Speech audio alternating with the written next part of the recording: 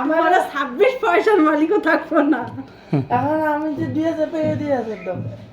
এই যে তোর এই যে 6,000 টাকা আর এই যে ফুটি মাছের মতন কই না, এই যে দুই টিচারে দিয়ে এই যে কত 1000 3,300 এই 6,000 টাকা এখন দিয়ে নাজিদের সামনে যাইও না, তাহলে কিন্তু 3,000 এর জীবনও মানবে না।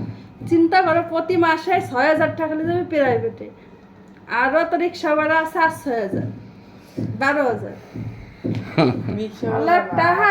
তোর বাবা যা ইনকাম করলো তোর পিছনে বাসায় দিয়ে গেল ঢাকার শহরে, এরপরে বাড়ি গেলে মানুষকে আইসে কোটিপতি আলো না, কোটিপতি টাকা পয়সা নিয়ে এরপরে তো লাগি যাইব যুদ্ধ আর যুদ্ধ। টাকা মানে কতই আছে, এরা ঘর বাড়ি দেয় না, এরা করে না, সেটা করে না, না সবাই বসে রয়েছে, আমরা এসে বিল্ডিং দেবো, বিল্ডিং দেবো চাবি কই সত্যি সবাই কিন্তু ওই যে আমরা যে কাজ করলাম না, যে নাকি বাসা বাড়ায়, তুই কি বাসা নিয়ে থাকবি, তুই বাসা ও তোমার না শুনে আমি বাড়ি যাই বিল্ডিং দিতেছি 5 তলা,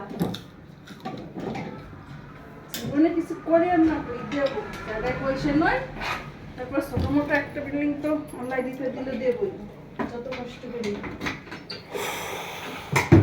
তাই না শুনো।